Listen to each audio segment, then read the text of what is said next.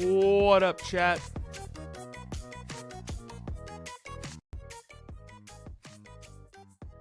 How we doing? Did you see Streamcat? She's chilling. Let's see if I can get her to poke her head up. There she is. There's her ear. Oh, she's gonna come lay on my lap now.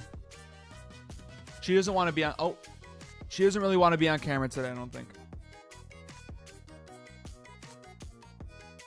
But she's very cuddly. Oh, you fell, silly.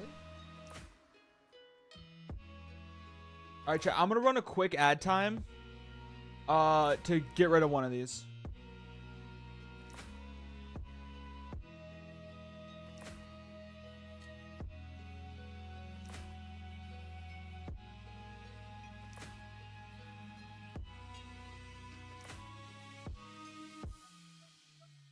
I no longer have a left hand. She has claimed it for herself. She's so cute. She is very snuggly right now. Look at her. Cute kitty, snuggly. Cute, snuggly kitty.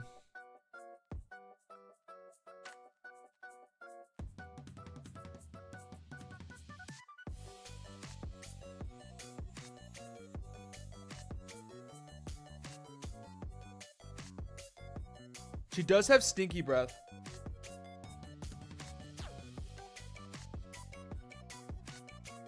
Honestly, so does Kimbo. It's so bad.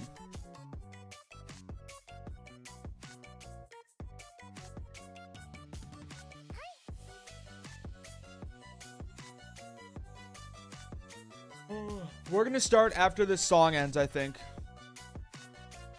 Lily tried telling you her breath didn't stink. That's so untrue.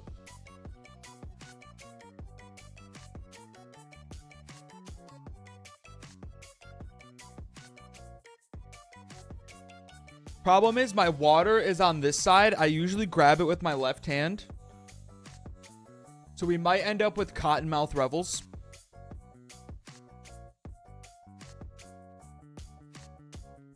Alright, chat. Let's jump into... Who the fuck did Risa Tisa marry? Starting off with part 20. We're back in the car. What a classic scene. All right, part 20 of Who the Fuck Did I Marry? So, after the black Dodge Charger incident, things were quiet. Legion was fine. Legion slept just fine. Me, that shit played over in my head for days and days and days. On one hand, I was like, I know nobody came. My head knew nobody came to the house. My heart was like, yes, she did lie about a guy showing up. He did tell a lie about a guy showing up when he never showed up. We're at the part now where she's starting to catch on. The puzzle pieces are aligning for her. but maybe he didn't make it up. So the head and the heart were absolutely playing a tug of war because, again, I really couldn't fathom that he was making it up. But nevertheless, I filed it in the back of my mind in my little filing cabinet, my mental filing cabinet. So a few weeks later, we go out to eat at this restaurant in Atlanta. It's a burger place, and I'm going to do my. She is trying to become one with me. Oh wait, she might piece the scene. What's your goal here? My best by the time I post this to put the name of the burger place on the screen. So we go to the burger place, eat dinner, everything was fine. As we are leaving, he says to me, did I ever show you where my grandmother's buried? This is the grandmother that... That's really random. That's a really random thing to do. Hey, I know we're going to a burger place. Have I ever showed you where my grandma's buried? Passed away from COVID in 2020. She might still have COVID. And I said, no. I was like, we haven't been over here. And so he was like, let me show you. So He drives us to the cemetery, which is not far from the restaurant. He drives us to the cemetery, goes around and around, and then it comes to like a little hill in the cemetery. And he was like, you see the headstone. The headstone had like the family name on it. And it did not have, for example, John David Doe. It just had Doe. Okay? So there were no dates on it. So it reminded me of just a headstone where it was probably multiple family members buried underneath it. That's what it reminded me of. And so he was like, my grandfather and my grandmother are buried there. I do recall him telling me when the grandmother died in 2020 that she wanted to be buried next to his grandfather. And so we're sitting in the car because we can see the headstone like on top of the hill from the car. And he tells me that is where his grandmother and grandfather. That'd be cool to have your headstone on top. When I die, I want a statue. I forgot what I was watching or where I was driving, and I drove past a cemetery, and instead of a headstone, somebody had a statue. And I was like, dude, when I die, I want a statue. Are buried. That the family was able to get her, her wishes were to be buried next to the grandfather. Okay. So as we are leaving, we take a different route home. So we get on the highway. If you're from Atlanta, you'll know what I'm talking about. We get on I-75 North. Sorry, it's just like, I know she means like locally you'll know where to get onto I-75, but like that goes across the whole country. And we're kind of we're just driving around, to be honest with you. But we're taking the scenic route. We get on I-75 North because the reason why I remember is because when you're on I just want to be thrown into the dirt raw, no headstone. Damn. Could you imagine you have no headstone and then like in like 50 years there's like a new gravekeeper and he's like, yeah, we can put a body here, and then they dig a plot and then your casket's just there. Like, fuck it, bury it on top of them. 75 North going towards Atlantic Station. On the right hand side, you will see the Varsity. You'll see all these tall skyscraper buildings. One of the buildings has the letters NCR on the building. As we're never come responsibly coming up towards the building, he says to me, do you see the NCR building? I said, yeah. He said, the building behind it, my job bought that building. That's where we're going to have, we're setting up operations. And I was like, why the hell would y'all buy a condiment company in downtown Atlanta? He was like, no, we're not doing production there. It's just going to be offices, and that's where we're going to handle like the business portion. The production is still being done in Gwinnett County out in Duluth. And so I was like, oh, okay. He was like, that's where I keep the company car. So I was like, the company car? I said, aren't you supposed to be bringing the company car home? And he was like, I don't want to bring the company car home because it's Clayton County and it's a $90,000 car. And I don't want no problems. So he's telling me that he keeps the company car at the building downtown Atlanta that's behind the NCR building. I barely could see what building he's talking about, but he was like, it's the building right behind it. And so he's telling me that that's where his office is. So I said to him, take me to your office. Oh, I know shit. It's a Saturday, but shit. You one of the VPs, right? So take me to your office. No, I had not been to his office simply because, again, COVID. So I was like, take me to your office. And he was like, I can. He was like, that's no problem. So do I have the other phone? I do. So y'all are in luck. So I can maybe reenact how this goes. So he gets off the exit and starts driving towards the NCR building. While he's driving towards the NCR building, he always has kept his phone in his left pocket. This is my left hand. So he pulls his phone out and he starts calling. He tells me he's calling Willie. Willie is supposed to be the head of security. So he's saying, let me call Willie real quick to make sure that the building's open. So he proceeds. This is another phone, but he proceeds to go ahead and call Willie. We're still driving, by the way. We're still driving. I'm on the phone, scrolling through Facebook, trying to figure out. Can't believe she remembers this so well, because I can never remember shit. I feel like this is a outlying circumstance where maybe, maybe there's a reason she remembers so well.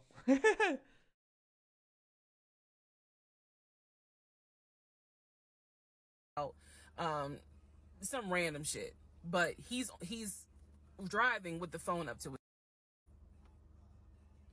So driving with the phone, next thing I hear, "Hey Willie, it's Legion. Hey, how's it going? I'm good. Hey, is the building open? No, I just want to take my wife up there so she can see it and see my office. Are you up there right now? You're not? Okay." She did also have her audio diaries. So I would assume she's referring back to those, but I would imagine there's a good chunk of this that she just remembers too. Is Mr. Justin working? Okay. So is there anybody up there that can physically open the building? Because I don't think my badge is going to get me at least in the front door because of it's on the weekend lock. Okay. Okay. All right. Let me know. All right. Thank you, Willie. Bye. Y'all see how I did that? He's having this whole conversation while I'm sitting in the passenger seat. So then he gets off the phone and he says to me, Willie is not working and Justin apparently called out sick. So the building is locked and my badge won't get us in the front door. He was like, Willie's going to see if there's someone else that can open the front door so we can actually get in. He's like, my badge will get us on the floor, but it will not get us in the front door. I feel like that makes no sense. Am I crazy? That makes no sense. No one ever called. So when he's getting off the highway, he basically turns onto Spring Street. Again, there's all kinds of shit I distinctly remember. He turns onto Spring Street so that he can then get on 75 South so we can go home. Never saw the office that day. But again, this is where he's saying that he keeps the company car. So when we get to part 21, I'll kind of go into detail about the whole company car a little bit more. Okay. That was part 20. So she was not able to see the building, essentially, was what that was. Part 21, who the fuck did I marry? So the company car apparently was a charcoal gray BMW. I believe it was a 5 Series. It was a 5 Series. I don't know much about the sedans. Y'all know I wanted the X5 dark blue with the cognac interior. He got a classic BMW car. 5 Series, charcoal gray. He sent me a picture of the car. So I did see a picture of the car. After this whole NCR building, take me to your office, that is what he's claiming, is that he leaves the company car at that location. He's saying that he drives from Riverdale to Midtown, switches out cars, and then drives from Midtown to Duluth. It makes no sense. That'd be weird stipulations on a company car. Those that don't know how Metro Atlanta is, basically Midtown would be in between where we live and Duluth. I only know that he left the house every day at 6:15. I know that I never physically saw the company car come to our home. Saw a pictures, plural. So when he told me that he got a BMW 5 Series, keep in mind this is after I had been promised a dark blue X5. So I was a bit salty. I don't care if it is a company car. I was a bit salty. I will admit that. That's natural, I feel like. Because I felt like you get to drive the car that you know I really want, which is a BMW. And so he would call me from the car. He would tell me, yeah, I may just drive home in this car and not switch back to his personal car. He was like, I don't know. He did that a lot. And I realize now in 2024, he did that because he knew how excited I was to actually see the car. Because shit, I wanted to test drive it myself, to be honest with you. And he knew that. So, reactions. So he would say stuff like that, like, man, I'm so tired. I might just drive the company car, go ahead and go home. And then, just let me park it in a garage type thing. But then he would come in his pants. So eventually he stopped doing that because I didn't want to hear nothing about that car. I'm driving a Nissan and you driving a BMW after you promised me a BMW. So I don't really want to hear nothing about it. So in terms of the company car, I did see that it was according to the pictures, a charcoal gray BMW 5 Series. If you're asking me the exact model, I don't know. But I know it was a 5 Series because I know the 7 Series is slightly longer. So it's a 5 Series sedan. Write that down, chat. Pep OG, the 7 Series is slightly longer. So after the whole situation with the cemetery to see his grandmother and grandfather's headstone, then there was the NCR. The office is open. Oh, it's not open. Justin ain't working. Willie ain't working. Willie is supposed to be head of security, but he ain't working. Okay. So at this point, I'm already numb. It is important for me to point out how numb I became dealing with him. Mind numbing, because I just got to a point where it was like, there's always something. There's always something. So of course we're not going to go to the office because there's going to be something. So this is the end of February. My birthday had already passed. There clearly was tension on my end, not so much tension on his end. So I get home a couple of weeks later. We are now in the beginning of March. This is something personal about me. The only way you would know this is if you know me. I have been dying. I feel like I know Risa pretty well. I feel like I know Risa very well right now. Very parasocial of me, but I feel like me and her are growing closer. Dying to go to London and Paris. I had a layover in London when I did a study abroad, but it's not the same. I want to go to London and be a whole tourist. I don't care. I want to see Buckingham Palace. I want to see the Tower of London. I want to see Paris. I want to see the Palace of Versailles. This is something, if you know me, you know she wants to see Paris. She wants to see London. So I get home from work. This is the beginning of March. I get home from work, and on the counter is a folder with like a little bow on it. And I'm like, oh, what is this? Is this like mail? Like, was this something that you got at work? He's like, nah, it's a surprise for you. I open up the folder. Inside the folder is like a trip itinerary. It is not an actual booked trip. It's like an itinerary. This is where I would take you if I had the money. Type ass shit. This is indulge me for a second, Risa. This is what we would do if I had money. A trip for two to go from Atlanta to London.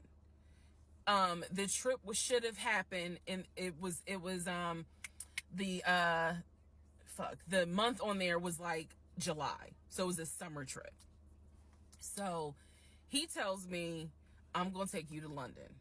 He was like, I wanted to take you for your birthday, but certain things fell through. He was like, so this summer in July we're gonna go to London.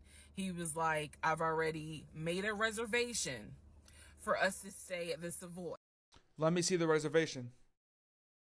Legion, let me see the reservation, damn it.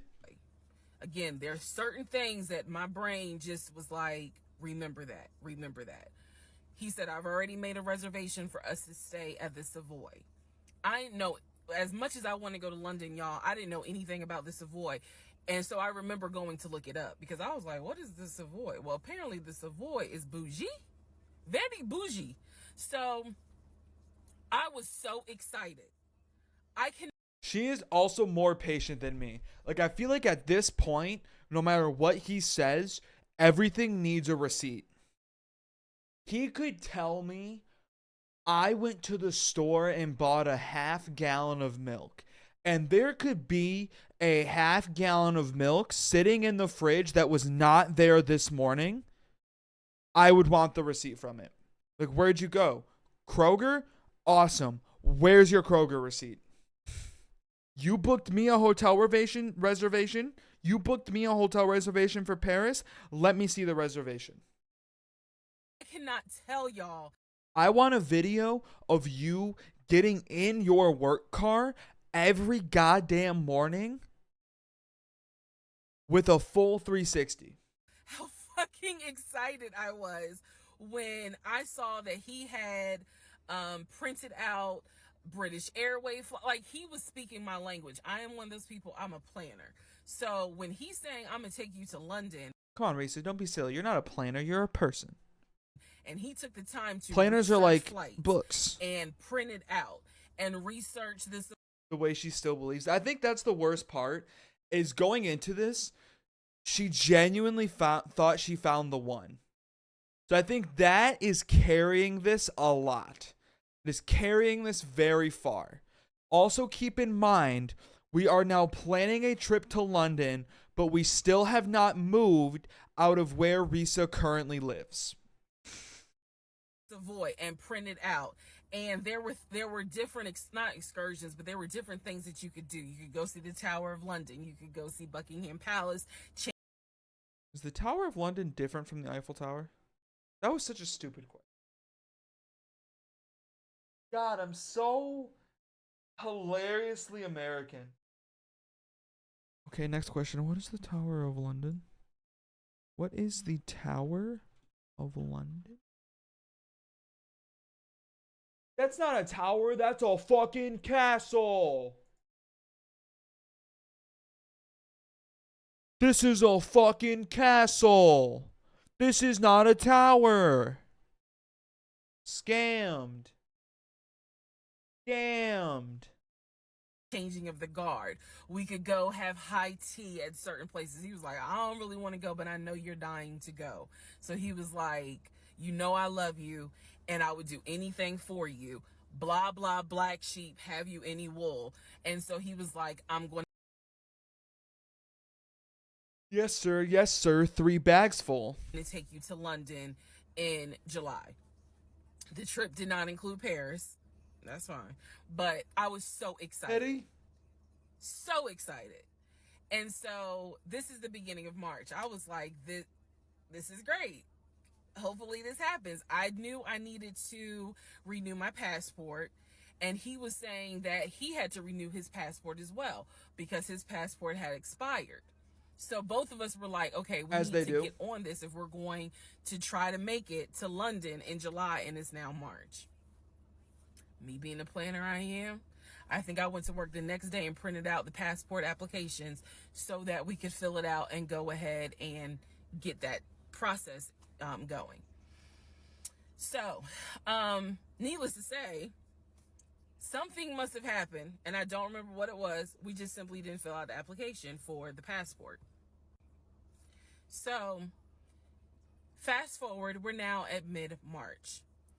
Mid-March, the decision was made that my mom, who lived in Arkansas, was coming to visit us. She would be coming, I believe, the second week of April, and she was going to stay a week, and then a few days. So, like, maybe a total of 9 days.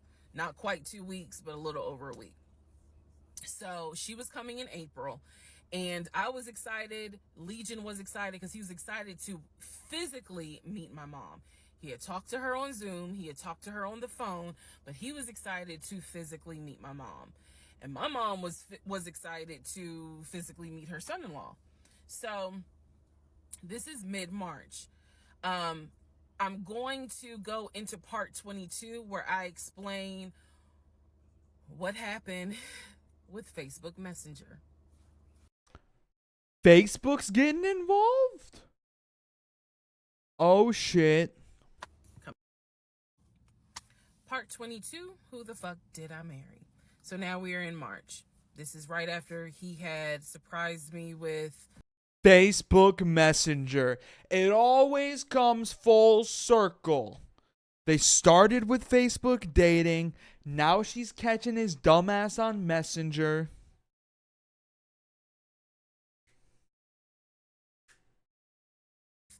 the announcement of we're going to go to London for a trip in July. Because we definitely didn't do a honeymoon. We definitely didn't do any sort of trips together. So the idea was we're going to do a trip in July together. One thing about Legion was that he was the guy who was like, I have nothing to hide. I don't lie. I don't like liars. He has everything to hide. He does lie, and he must love liars. If we're in a relationship, then everything should be out in the open. So I've always had his cell phone passcode. Never felt the need to look through his cell phone. And funny enough, I can tell y'all right now, disclaimer, I will never go through a cell phone again. You cheating piece. So anyway,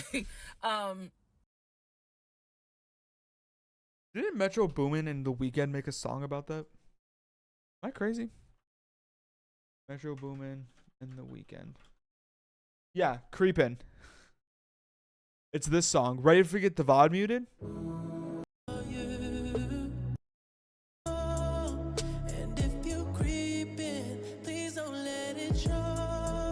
There you go.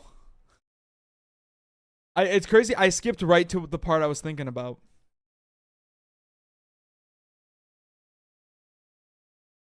I think Risa Tisa might be Metro Boomin.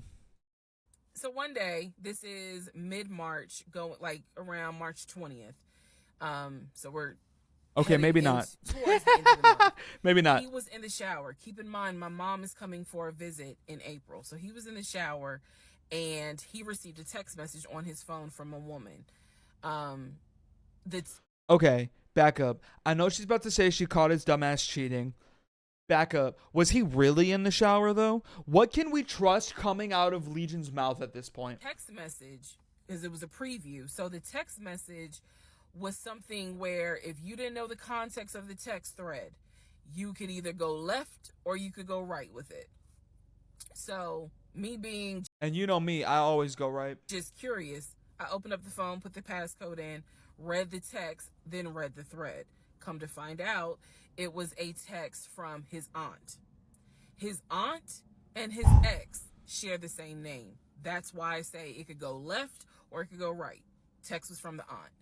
So I looked at the text. That's weird though, right? Thread, nothing in there. So I went ahead, X'd out of the messages. I see that he has Facebook Messenger downloaded. And obviously it shows you the number of unread messages in the icon. So it showed that he had like 5 unread messages. So I clicked on it, just being nosy. And what do my wondering... I currently have 845 missed unread text messages for the record. So I don't know what that says about me.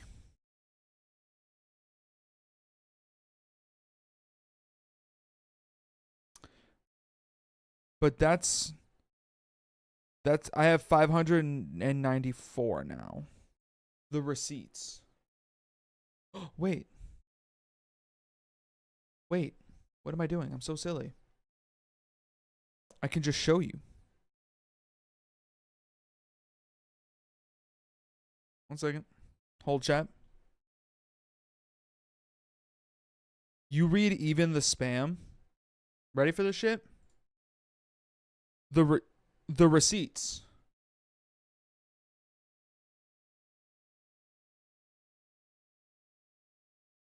The receipts. I currently have 594 unread text messages. How do you get that many?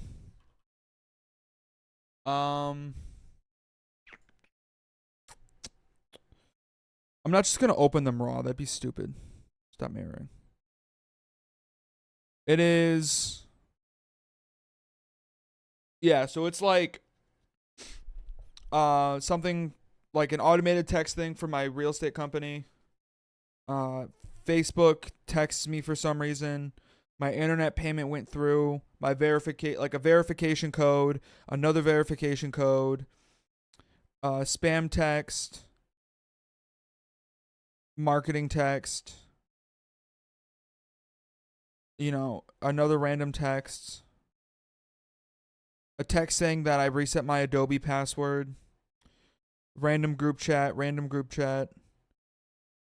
marketing text, random group chat. Just stuff like that.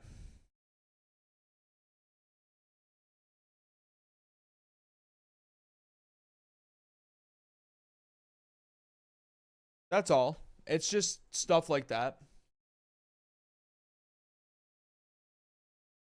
Astigmatism I see. So in his Facebook Messenger. Wait. I did not hear. This is why I only text people on Snap, so I know their asses. I see. That's fair.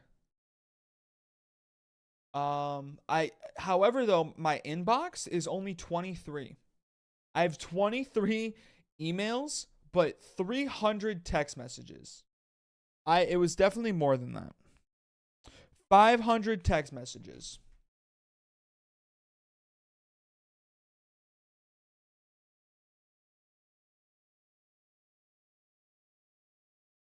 Okay, I missed a part. Messages. So I clicked on it, just being nosy. And what do my wondering astigmatism I see? He's texting a sex worker. So in his Facebook Messenger is about 7 women. I can see Was I right? their profile picture and I see their names. Some of them had a preview. The ones that he had not read, I could see the preview of the message. One in particular said, "When are you gonna come get this?" Y'all know what I'm talking about. So He was creeping. And he was trying to keep it on the low. Clicked on that one first. And I'm reading through the thread. And so she's saying, "When are you going to come get this?" But earlier in the thread, or further back in the thread, he had asked her, "When are you going to give me?" And she said, "When lockdown is over." So from what I could piece together. This went back to before lockdown was over. We're in March of 2021, and this is before lockdown is over? This motherfucker been hoeing himself out since day one? He had not yet physically gotten with her. But had there been no COVID, he would have smashed all day, every day.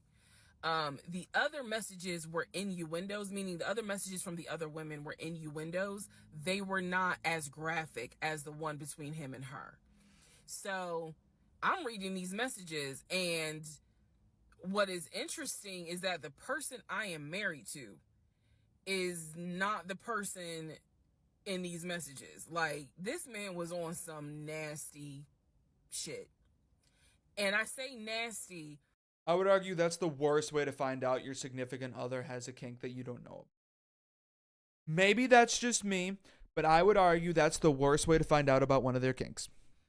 Not in a judgmental way, but with me, he seemed to act as if I was damn near virginal white. And I clearly see evidence that you into some shit that with me, you acting like, nah, I ain't really into that. So, I confronted him. I absolutely. Legions of Furry. Confronted him and was like, "What the fuck is this? If 2 + 2 is 4 and 5 + 5 is 10, what the fuck is this?" Write that one down. Chat, write that one down. If 2 plus 2 is 4 and 5 plus 5 is 10, then what the fuck is this? And so he did not, oh, that ain't what happened, blah, blah, blah. Instead, what he hit me with is, man, I was just playing around. Like, ain't nothing happened. I shouldn't have said all that, but I was just flirting. It ain't mean nothing. I don't even know that girl. I was just flirting. And so I'm like, is this what you into? Risa, that's where you take that argument? You take that to this is what you're into, not why are you flirting when you're a married ass man? What? And so he was like, no, it's not what I'm into. It was just stupid. It was stupid because I shouldn't have done it. So I'm going to be honest with y'all, because I've been honest all this time. What pissed me off the most was that here I am as a woman behaving, trying to do the right thing by him and this marriage. And you mean to tell me you out here offering your hoeing around on the streets that you don't even know? I was more angry at the fact that I'm like, dude, do you know how much I have turned down in order to be faithful to your dumb ass? And I'm seeing that you basically are out here acting like you got Skittles taste the rainbow. I was hurt. I was angry. I thought about getting my lick back. I'm just being honest, I did. And he played it off like it ain't nothing serious. It ain't nothing serious. Don't overreact. Don't get emotional. It was just... Add hell, please pause. Okay. Shit's getting juicy. Isn't adultery like literally one of the worst sins?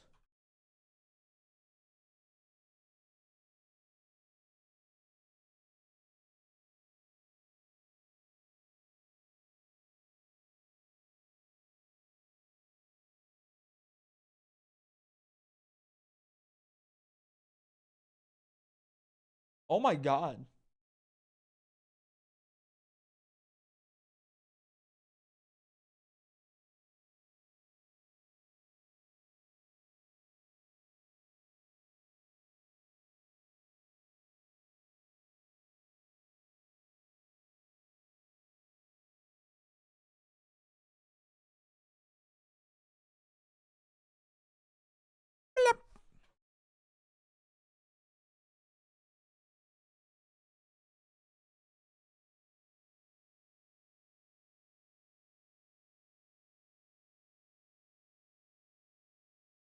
Holy shit. I'm reading about adultery in the Bible. Oh my God.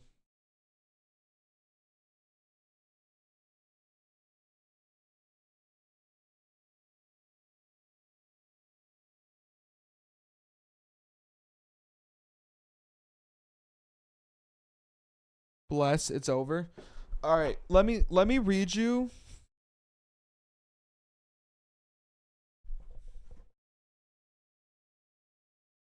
Let me read you what the, because remember, they both grew up in the church, right?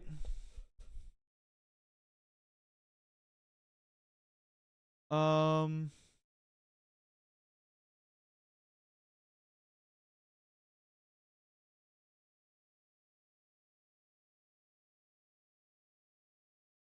All right, let me read you this quote from the New Testament. This is about adultery.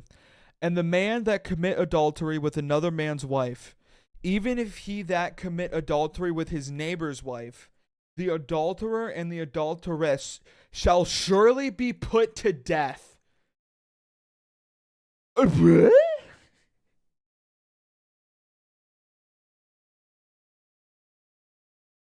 Ladies and gentlemen, it's time to kill him. Dumb. He was like, I will delete the messages. I'll even delete Messenger. And I told him, I was like, that's really not good enough, because that's not gonna fix the root of the issue. So this Yeah, Legion, that's not good enough. Let her see your furry costume. Where I introduced that we need to do marriage counseling. He didn't have any issue doing marriage counseling. Marriage counseling's not going to fix him, Risa. Marital counseling. But he was like, that's fine. He was like, I don't have no problem doing marriage counseling because if anything, it can help us. So I thought that, okay, he may not have physically cheated from what I could see on the messenger. But he adultered.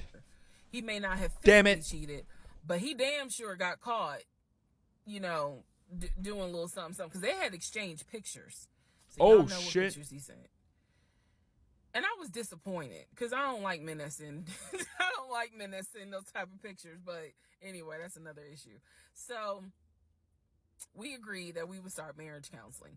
We also agreed that we would put on a united front when my mom got there. In other words, we were not going to argue. We, let's just act like everything is fine. But at that point, when my mother arrived in April, I could not stand him. I did not want to be, but we couldn't, he moved back into our bedroom because he had moved into the guest bedroom when I saw the messages. Damn. Like 3 days before she came, he moved back into the bedroom because obviously she needed to sleep somewhere. So, I really could not stand him. And they slept with a sword between them. And it was because I was busy second guessing myself, like, damn, what's wrong with me? Like, if that's what you into and I'm supposed to be your wife, like, let's have conversations. Like, shit, I went to FAMU. I understand some stuff, buddy. So it just was one of those things where it made me second guess, like, what's wrong with me? What did I do wrong? What is it that she got that I don't? Because you all out here willy-nilly, messaging her all hours of the night because you out here willy-nilly with that Willie. For real. Thread went back quite a few weeks. I saw it in March. There were messages from December, November. Oh, shit. So, again, I'm just second-guessing all kinds of stuff. Self-esteem taking a hit. So, no, I did not want to be around him. I did not want... I didn't like him. Period. I did not like him. I left and I would just go for a drive because driving clears my mind. I called my aunt, told her what happened. I don't recommend that. I don't recommend calling family to tell them what's going on in your marriage. But I called my aunt, and my aunt lovingly was like, what do you want me to say? You married him. He ain't your boyfriend. Y'all can't just break up. That's the hard part about marriage, is like, I mean, yeah, I guess you could leave him, but at the same time, you married him. So, honey, you're going to have to go back home. And y'all are going to have to figure this out. She was like, I can't give you advice on what you should do. I'm sorry that this happened, but you married him. Oh my So God, is that a goth? even though it was just Oh one my drive, I God, went is back that home. a goth dummy? And that's when the discussion was, we need to do marriage counseling. Part 23, who the fuck did I marry? So we agreed to do marriage counseling. I had found a pastor and his wife who agreed to do our counseling. What was that? I'm looking for something. Ignore me. If I do that, will this still work? Nope. Shit. Okay, hang on.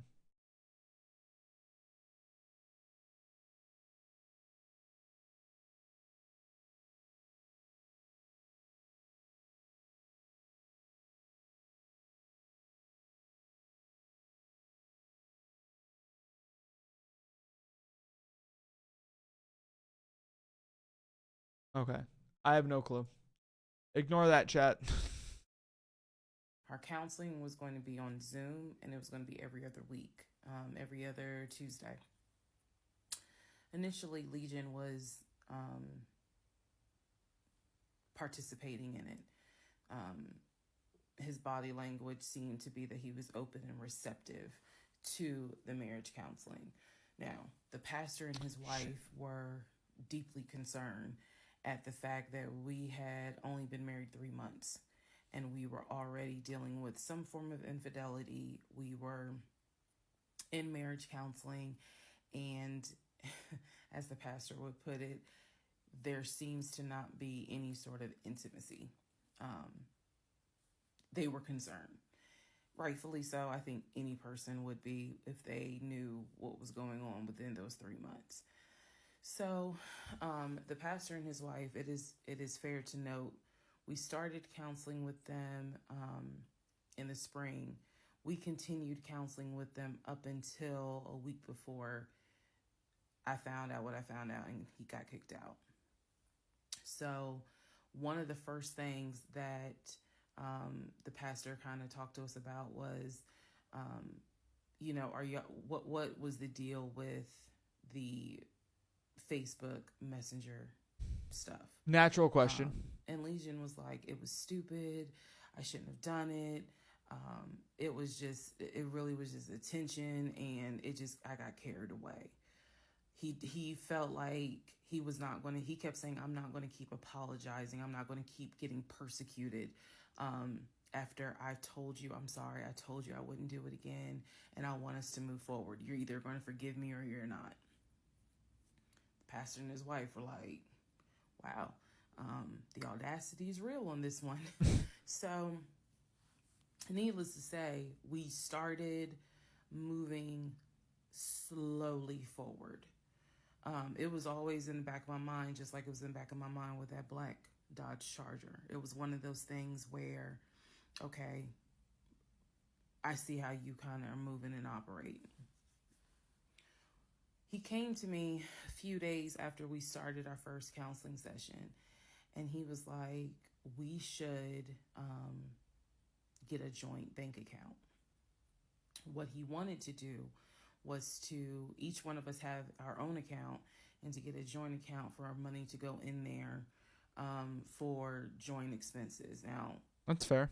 Up until this point, he had been paying the rent, the utilities, and I really was just paying for my stuff. Money's running So a little now he's low. suggesting, look, we're married now. Let's go ahead and get a joint account. I wasn't necessarily against it because I knew that I would still have my own account. I would still have my own savings.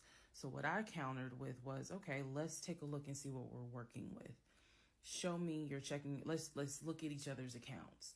Look at what we have currently. Legion's at negative Cool 3,000. with that.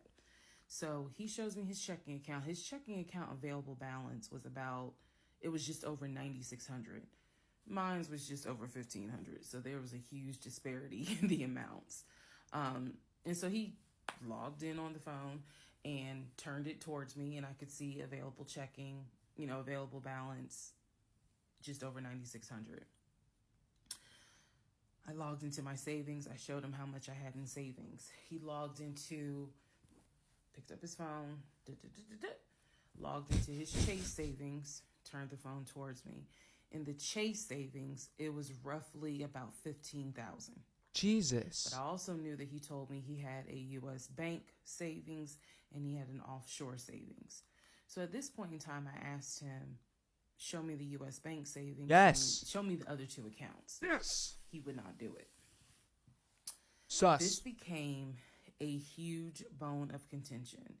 He would not show me the two accounts that he claims has the most money in there, the accounts that he claims has money for a house in there, because he still was mentioning, hey, we need to get on this house thing if we're going to move when the lease is up. So I'm just adamant on, why don't you want to show me your savings account? You showed me the Chase one. Like, what is the big deal? And so he kept saying, he was like, there's a lot of money in there. And he was like, and my uncle always taught me, this is not the uncle that died, another uncle. My uncle always told me, just keep your money tight because women can be, I said, women? Like, we're married. Right. So What the fuck? go ahead and show it to me. He would not show it to me. So then we went back into marriage counseling, like the next session. And I bring it up. I said, he will not show me these two accounts that he claims has the money in there to buy a house. I told our pastor and his wife, I said, I saw the pre-approval letter, so I don't understand why he's not going to show me, to just put me at ease that he has the money in there. I had never questioned it before because, again, you tell me who in their right mind signs their name to a legally binding offer, an all-cash offer on a house. and they just do it willy-nilly. I don't know anyone that does that. So I actually never questioned what was. Didn't she do that in a way, though? In a way, didn't she do that? Like, she signed the all cash offer before seeing the money. In the savings, because I clearly saw him sign his name to a $699,000 all cash offer on a house. If you don't know what I'm talking about, please go back to the parts in this playlist where I talk about what he did when we were looking for a house. Do you imagine jumping in at part 23? So the pastor and his wife were like, Legion, that's not his name, y'all, that's a nickname. Legion, why would you not show your wife your savings account? Like, what's going on here? And so he made up some bullshit. And I remember the pastor's wife was like, something ain't right. And so at this point, Legion kind of shuts down. He's just like, look, y'all are not going to tell me when and where I open up my accounts to show anybody the money I earned. I earned that money. I earned that money by playing football, blood, sweat, and tears. He went to this whole Denzel Washington monologue about how he earned that money, and no one is going to come in and tell him that he needs to open up the account. So then he starts talking about the ex-wife and how she tried to get money from him in the divorce back when they were in California. So now the pastor and his wife, their red flags are just like, whoa. So much so that the pastor's wife said, and I will never forget this, she said, You are a front to God. I don't think you all are going to make it to January. What she was talking about is, I don't think y'all are going to make it a year. And damn, that's bold. I really, truly was like, we're going to make it. Like, of course we're going to make it. And she was just like, I don't have a good feeling about it. And so Legion's all defensive. He at this point, he's folding his arms and because remember, we're on Zoom. He's folding his arms and he's just like, I'm done with this. Like, I'm not going to get attacked because I'm not comfortable showing you the amount of money that I have. Money changes people. And I'm not comfortable. So he's playing that victim card. And so the pastor and his wife were like, you know, we're still going to help y'all as much as we can. But so he was like, I'm not comfortable. And basically the pastor and his wife were like, look, we'll help y'all as much as we can. But there's some deep issues here. They said, but y'all need God. You know, this is what they advised us. Had the two of you came to us for premarital counseling, we would have told you, do not get married. Y'all should not even be together. Damn. That is what the pastor and his wife told us in marriage counseling. If you two had come to us for premarital counseling, we would have told you, y'all should not even be together, let alone get married. But here we are. So we will help you guys as much as we can. But the pastor's wife was like, I don't have a good feeling that y'all are going to make it a year. Damn. Wait, you got to let that one sink in for a second. That was the pastor. That was the word of God. Fuck. Who the fuck did I marry? So, remember, we're in April. We're now moving towards the end of April. And he still did not show me his savings account. Saw the checking. Saw the Chase savings.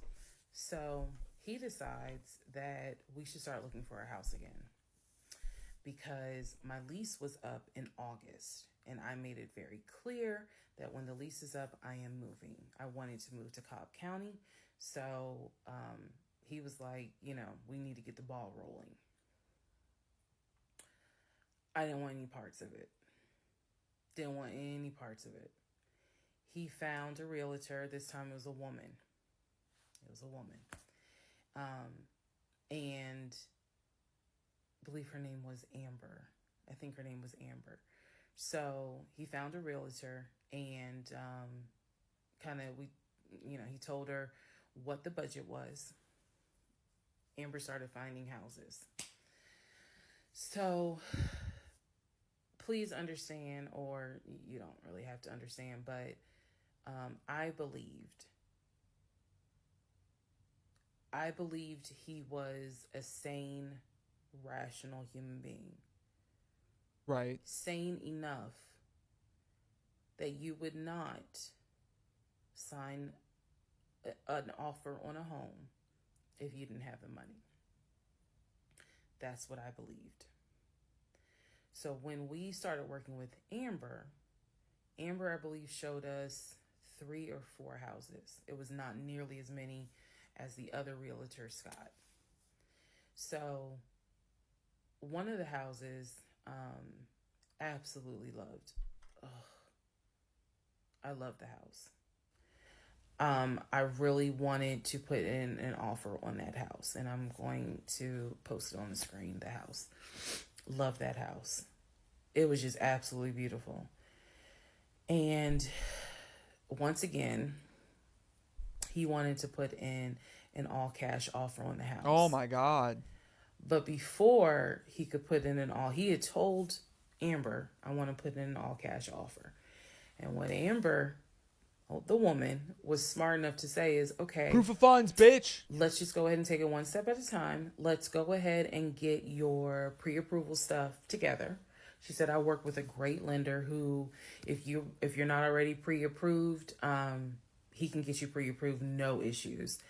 And then if you want to do an all cash offer, then we'll go ahead and get the proof of funds together so that way we can submit it all with your offer. Jesus. Y'all already know what happened because you remember what happened on the last house with Scott. Quick intermission. Give me 1 second, chat.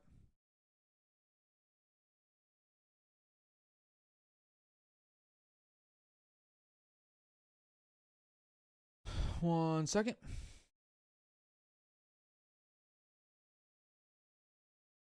Okay, we're good.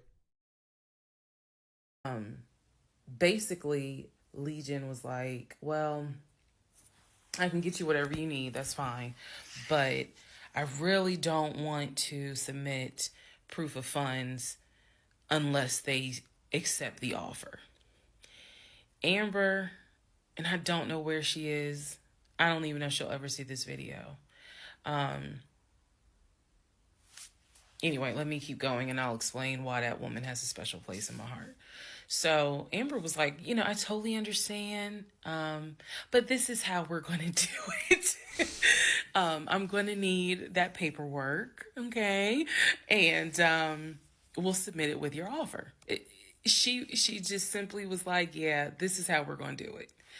And so he did not submit the paperwork when she had asked him to. And I remember I was driving to work and I stopped at the Quick Trip on Upper Riverdale Road in Riverdale, Georgia. And Amber had called me. It was in the morning. She had called me.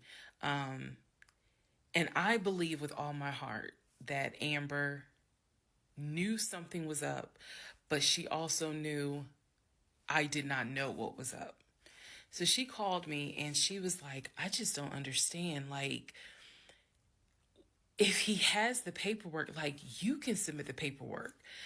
But the issue was the Chase paperwork that I had was from a year prior. So my understanding was that it pretty much was no good at this point. So she said, all he has to do is just email it to me or take a picture of. She was like, I just need to know that he's able to back up his offer. And I said, I totally get it. And she was explaining some stuff to me. She was like, he needs to do X, Y, and Z. And so I said to her, I remember I said, I don't know what's going on. I said, I'm going to get down to the bottom of it, but I don't know what's going on. And so let's put a pause on this whole thing. Let's put a pause on looking at houses. Let's put a pause on getting his pre-approval letter, because I'm not sure what's going on. That's she fair. got quiet. I mean, you feel bad for Amber in that situation, but that's a fair way to go about it. Also, I'm sorry I'm opening so many windows. I'm working on something on this left monitor. It's going to be worth it, I promise. And she said, okay. I said, and I know this sounds weird. And she said, no. She said, that is actually very smart. She said, do your research. And if I can be of assistance, call me. She said, whether you buy a house with him or you buy a house on your own. Damn. Amber was throwing hints. I will be more than happy to represent you. I don't know where Amber is today. Amber's the GOAT. Sentence, I felt like just woman to woman, she was basically telling me something ain't right. Baby, something ain't right. And now you need to open your eyes. I'll be more than happy to work with you.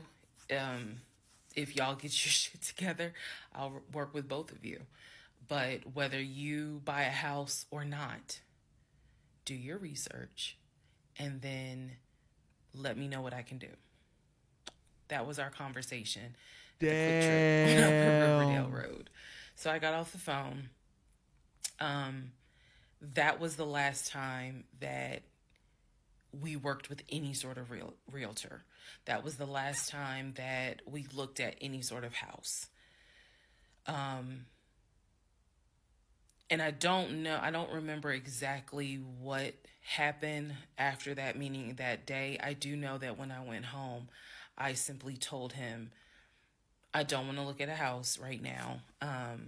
I said, I think it's okay if we rent. We'll just find a house in Cobb County and just rent for a year. And let's build, save some more money. Let's not worry about buying a house right now. She said, Legion, I am not buying a house until you show me these goddamn proof of funds. And basically what I was trying to do was save face, because that was the first time with Amber that I actually was embarrassed at the fact that he and I, because I felt like I was complicit in the fact that I'm going to look at houses with him.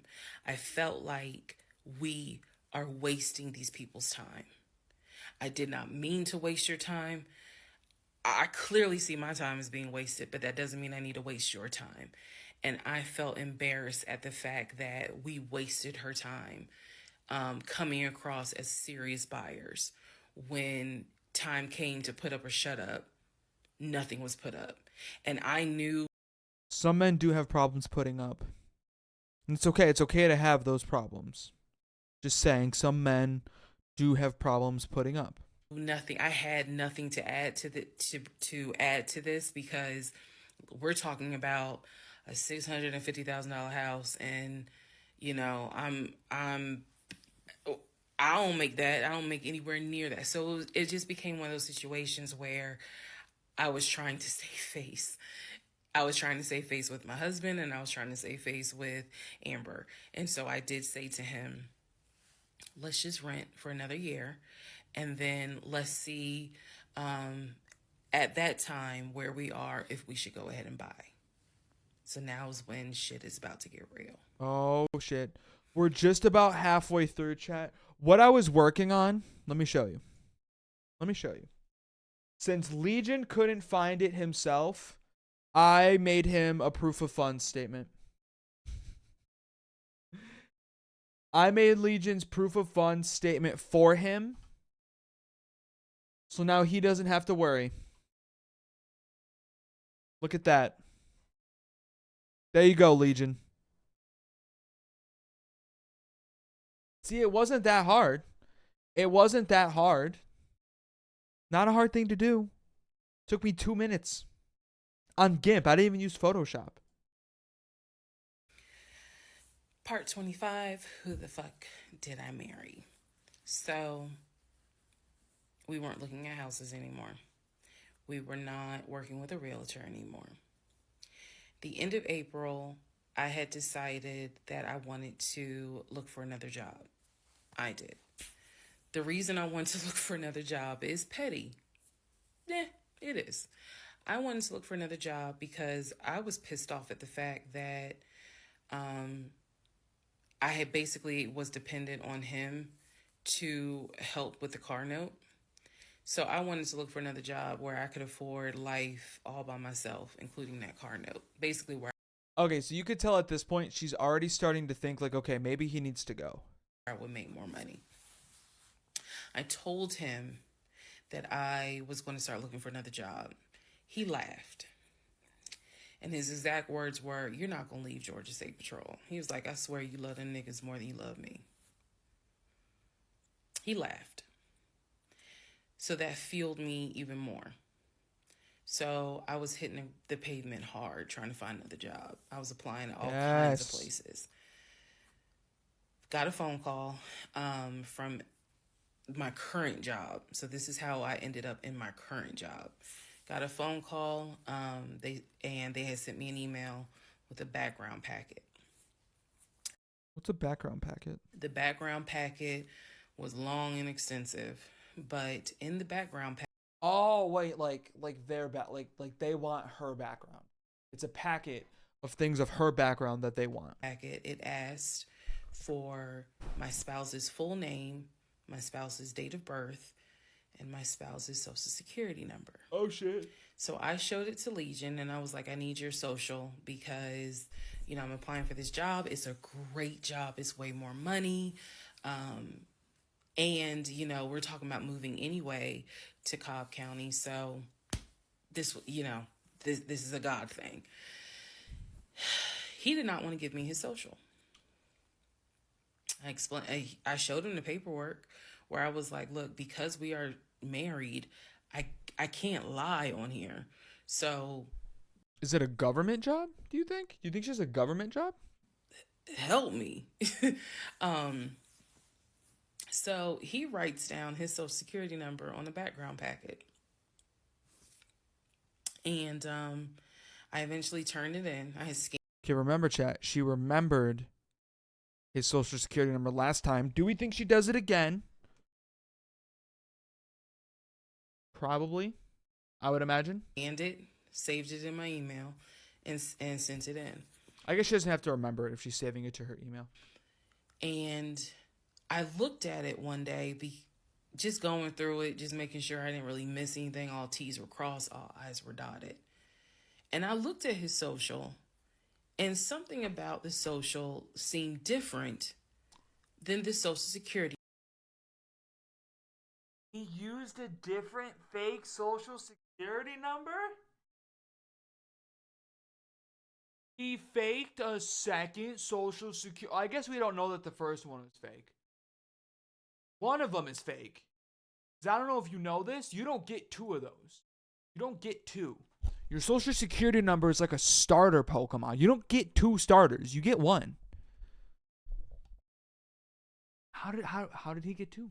Security number that I remember seeing. You have two? No, you don't. There's literally no way you have two social security numbers. I faked my death. When we did our marriage license. You lost your card, so they give you a whole new. Yeah, but surely they discontinue the first one, right? Surely they're like, this person doesn't exist anymore. They're this number now. We assigned them this new number, not this one. This one is not the number. This is the number. And so, for those who you remember in the previous part, I said I had ran. What are the odds the new social security number comes back with a background? Like, what are the odds the new social comes back with a criminal history? I'm assuming very high. His social security number from the marriage license, nothing came back. So I thought that I had written it down wrong. Basically, what it is that the first three numbers were different on the background packet than what was on the marriage license. If you don't know this, here's a little trivia. Your social security number, the first 3 numbers, pretty much are dictated by the state you were born in and the state that issued your birth certificate. So he was I did not know that. I did not know that. born in Pennsylvania. So the first 3 numbers of his social security number should be attributed to Pennsylvania. Pennsylvania, shit, they probably got like 5, 6 different numbers, 3-digit numbers that your social security number can start with. So the social that was on the marriage license, for example, was probably 1, 2, 3. What was on the background was 4, 5, 6. Both of those social security 3-digit prefixes are issued through the state of Pennsylvania. Again, this is an example so I can make it clear.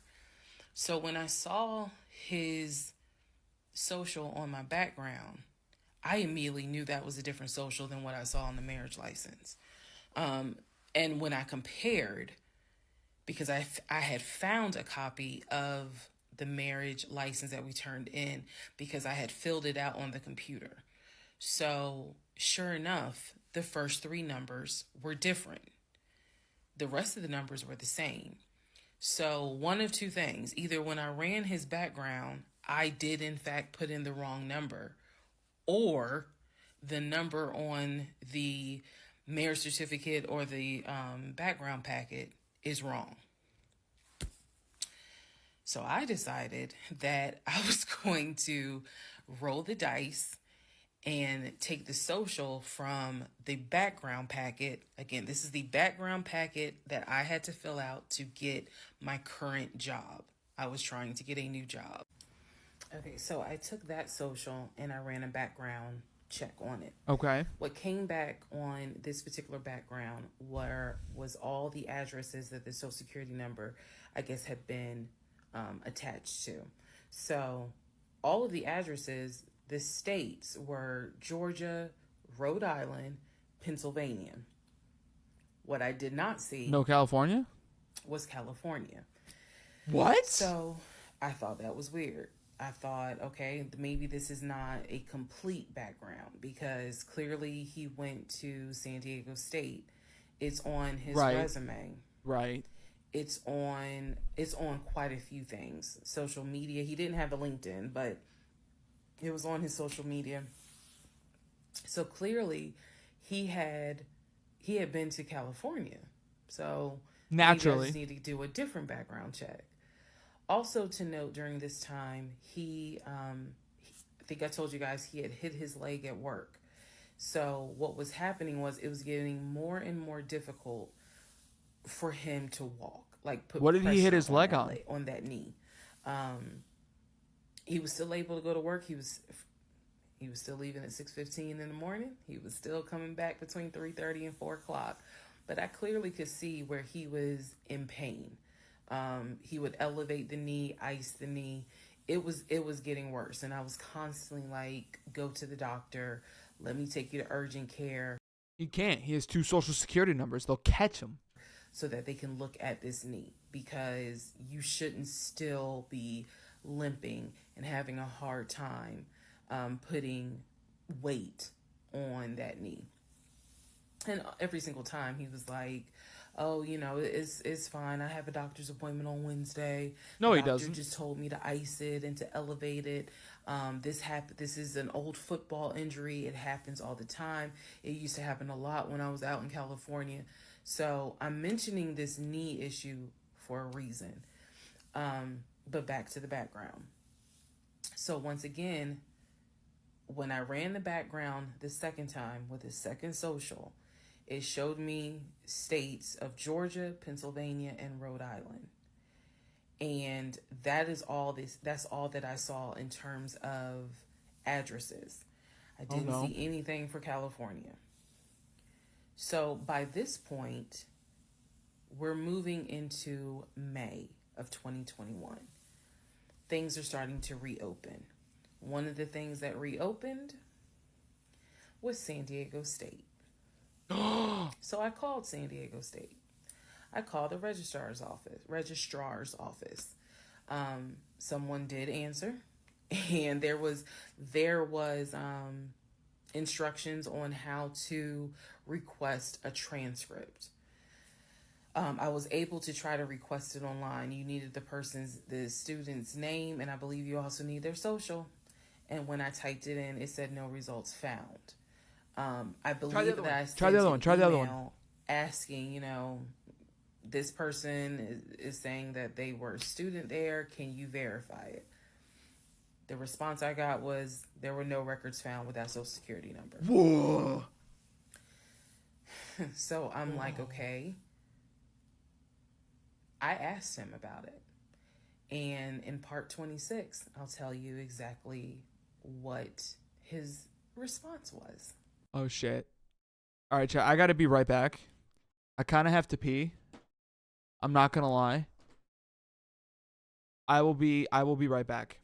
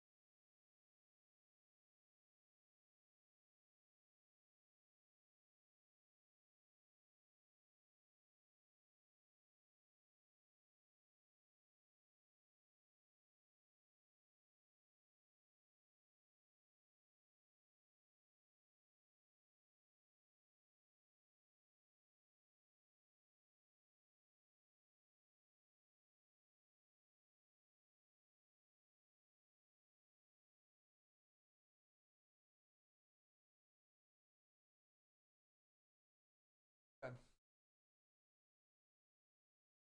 Normally, I try to not eat on stream. There's one time I ask for your forgiveness because I'm very hungry. So I'm going to eat this protein bar real quick. Part 26. Part 26. Who the fuck did I marry? Also, canceled. Damn, that's rude. I want to switch this to my... Hang on. I'm switching this to taking the earbuds out. They're kind of bothering my ears today.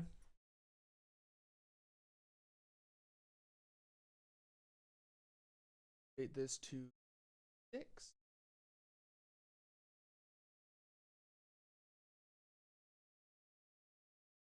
Oh, there we go. 6 button was not working for a second there. So Okay, hang on. This is like really quiet for me now. I asked Legion, what's the deal about San Diego State? He was like, what are you talking about? And I said, Chat, how's the volume? why is there no records of you there? Just came right out and said it. Without missing a beat, this man said, well, I was a private citizen. Good? Okay, cool. What the fuck does that mean? And what he said is that when he started at San Diego State, his father paid money so that, okay, it's important I say this with a straight face. His father paid money so that his name and social would not be publicized and he would be considered a private student, a private citizen. What? That can't be how that works. Also, I just want to point out, because I'm seeing this, Wendy's commented, I'm also a private citizen. So I guess do with that information what you will. He said that he had a card where all he had to do was show the card. He does not have to give his name. He does not have to give any information because he had that card. He said so San Diego State would not have any record of him, but he was in fact a student there. I said, and you claim that you played football. He was like, I did play football. I said, so you're saying that the school did not publish your name anywhere and they were in violation of NCAA rules? And he was like, why are you asking all these questions? And I said, I'm just curious. I'm just curious.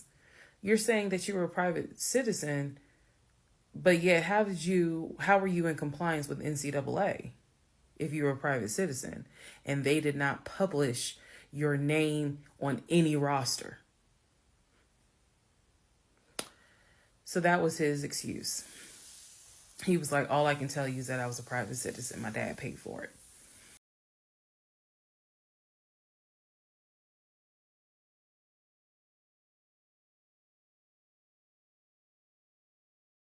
The record, this is why I don't eat on stream. Makes it a lot harder to talk.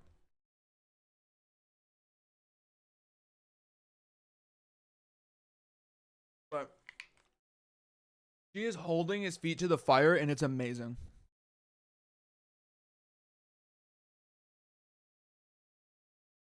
Seeing her hold his feet to the fire on this is great. Okay. So now I know that San Diego State has no record of him. Now I know that his social security number, at least the one that's on my background packet, only shows that he only shows that he lived in Georgia, Rhode Island, and Pennsylvania. Okay. So at this point, the pain in his knee is getting worse. It's getting to the point where when he would come home from work, he would take a shower and immediately get in bed, elevate his knee. He was not even eating the way that he used to eat. Is he dying? What? It was getting to the point where at times, COVID? if you remember when I told you all about the miscarriage, they gave me pain meds because I had taken that pill. But the pain meds I was allergic to, so I couldn't take them. But I still had them. So the pain in his knee was getting to the point where he would take one of those pain meds just to get through the night. No, he didn't have pain in his knee. He wanted the narcotic. He was constantly in agony, constantly kind of tossing and turning. So much so that in May, he moved into the guest bedroom because I couldn't deal with the tossing and turning thing. And he just said he was more comfortable there. So what at first was I hit my knee at work turned into, no, it was an old football injury. This has happened before. Turned into, it's painful for me to walk on it. Turned into, it's actually hard for me to work on it. But he was still going to work at 6:15 every morning and coming home between 3:30 and 4. So, it is again, I'm just giving you guys the chronological order of how all this happened. So at this point, we're not looking for a house. I still have not seen the 2 savings account. I'm pretty sure there's no money in those savings accounts. I'm pretty sure those accounts don't exist, for the record. But again, he was going to put in an all cash offer with Amber, the realtor. So I really didn't know what to believe, but I believed what I saw, which is I saw that background is not showing where he went to California. So at one point in May, it was close to mid-May, he calls me from work. He calls me from work, calls me while I'm at work, and tells me that he got a phone call from his stepson. The phone call from his stepson, the stepson was crying and was just absolutely distraught. Oh, no. And I'm at work in my office like, what's going on? And he says to me that the stepson informed him that his stepdaughter passed away. Oh, no. That she died from COVID. Oh, no. The stepson this is the story. The stepson found her in her apartment because they had not heard from her for a couple of days. And she was unresponsive. He called the ambulance. They pronounced her dead when she got to the hospital. Oh. So he was calling to tell me that she had died. And he was also calling to ask me if I would object to him giving his ex-wife $2,000 towards the funeral. As I've stated before, and I still am this way to this day. I don't play about death. So when he told me that she died, I immediately went into all right, I'm sorry to hear that. Whatever we can do to help, let's help. Risa is such an angel, dude. Risa, I understand why your belief in God is so strong, because he sent you to this earth. God sent you to this planet, Risa. You are an angel. Because surely nobody would make that up. So he was like, are you okay with that? He was like, we're married, and the agreement was that anything over $500 would be a discussion. So $2,000 definitely. And I said, yeah. I said, that's totally fine. I'm fine with that. He was upset because, again, he was close with the kids. And my heart went out to his ex-wife. It did, because I can't even imagine. I can't. Oh, that hits. I'm sure that hits a sore spot for her too, because of what happened with their child. Not even imagine. So, part 27. That was a quick jump. But here we are, part 27. We're in the back half now. Fuck did I marry? So, here's where we are at, and here's what we can establish. Number 1, I ran an initial background check on the Social Security number that was on our marriage license. Nothing came back. I subsequently applied for another job. In that job, I had to fill out a background packet. The background packet asked for my spouse's name, date of birth, and his Social Security number. The Social Security number on the background packet for the new job did not match the Social Security number that he gave me for our marriage license. If you are confused, I believe it's in part 25 or part 26 that I explain that. So we can establish that I then ran a background check on the new Social Security number that was on my background packet. It came back with states that the Social Security number apparently had lived in. Those states were Georgia, Pennsylvania, Rhode Island. Okay. I decided, this is now around May 20th, I decided to do another background check. And I paid to do another background check. This time, I did it with a different company. How much do background checks cost? How much of an investment is this for her?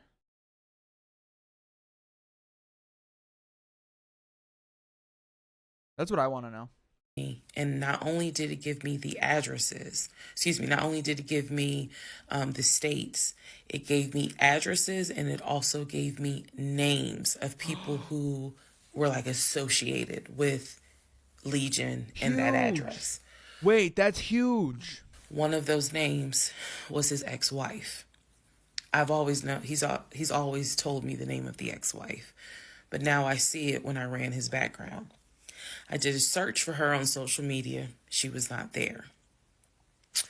So the address that it showed that she was associated with him, because remember, his story is we got married in San Diego, we lived in San Diego, we divorced. Is that when he was in New Hampshire? In San Diego. Men lie, women lie. The U.S. federal government with your social security number does not. So, so true.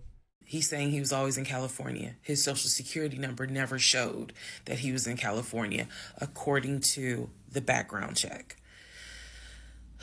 It did show that he had lived in Georgia at an address associated with the ex-wife. So, tried to find the ex-wife, could not find her on social media. So I looked in the metro counties to protect her identity. This, I am going to not divulge a lot on this part. I looked in the metro counties in the open record courts. So typically, you can look in like Superior Court or Magistrate Court or Probate Court. So I looked in open records for the different counties, metro Atlanta counties. Let me be clear, metro Atlanta counties. And I looked under her name. And I found where they had filed for divorce. Oh, shit. In a metro Atlanta county. So when he said that he filed for divorce in San Diego, he never left Georgia, and that he was married in San Diego, I was able to find, no, according to the state of Georgia, you were married here. You were divorced here. So I looked under her name, found a record for divorce, and it did show his name. So now I clearly see on my computer that there is a metro Atlanta County Court that has a divorce record in the state of Georgia between him and his ex-wife. Oh, shit. So I did what any rational person would do, because this... And I beat the shit out of him. That's what I would do. This is still kind of COVID allegedly time. Well, not really. It had nothing to do with COVID. Let me take that back. Because of the parameters of the court, you can only do the open records request in person. I did what anybody would do. I told my boss I had to go. I grabbed my purse, grabbed my keys, and I drove to the court to... It is kind of funny she was doing this at work. Do the open records request in person. The open records request was for the divorce documents. Go back in the series, and remember I did a background on the ex-wife. I told you all exactly what was told to me. He met her in California. He married her in California. He divorced her in California.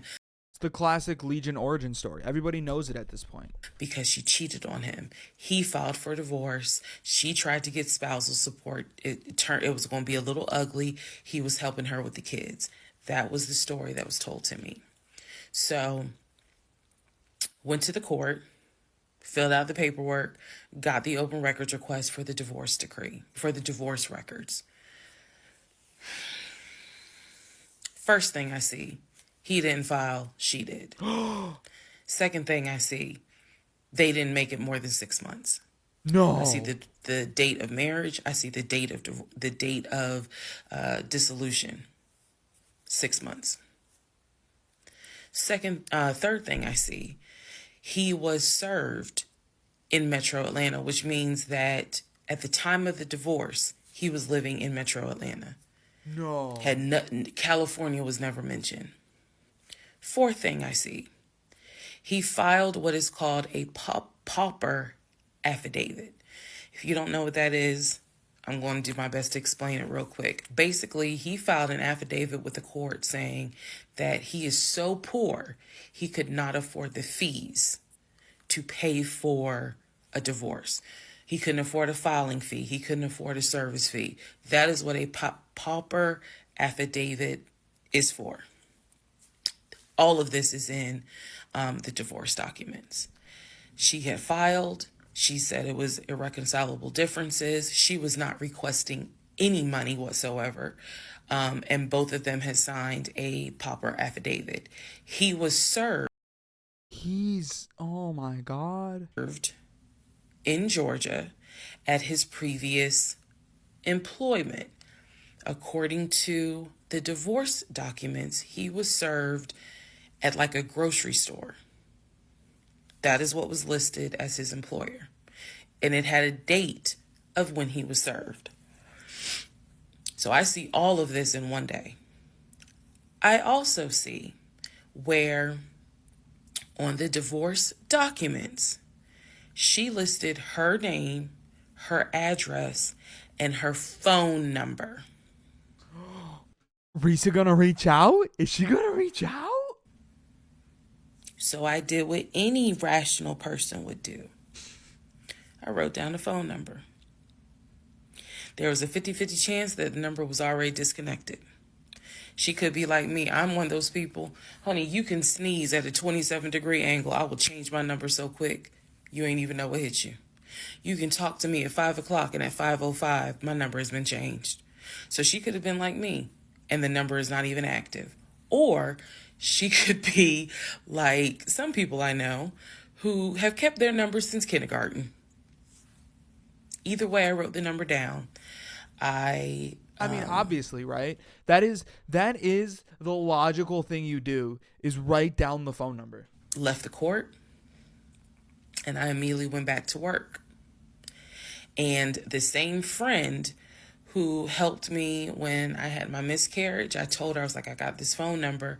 This is the ex-wife. She was like, girl, you better call. You better call and find 100%. Out from her. Because I think she said to me, can't nobody tell you what is going on quite like the ex-wife. So, part 28 is the phone call that I had with the ex-wife.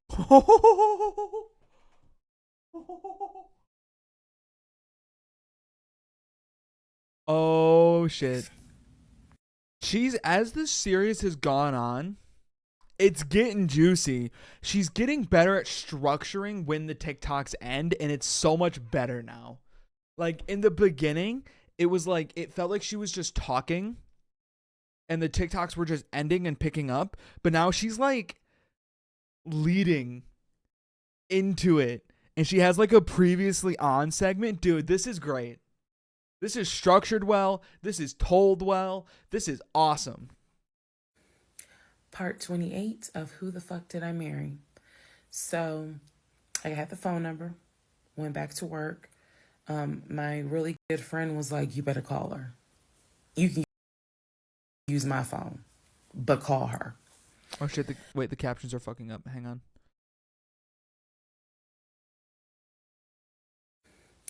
Part 28 of Who the Fuck Did Hang on, chat.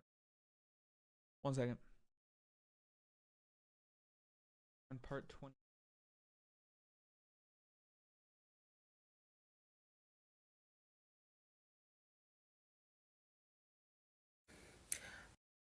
Okay. Part 28 of Who the Fuck Did I Marry? There we go. So I had the phone number, went back to work. My really good friend was like, you better call her. You can use my phone, but call her. So I called her. She answered. I'm going to use aliases. And the conversation went like this. May I please speak with Barbara? This is Barbara. Barbara, this is Shirley. Shirley who? This is Shirley Jones. I am the wife of Legion. Silence. Just out of the gate? Then she starts laughing.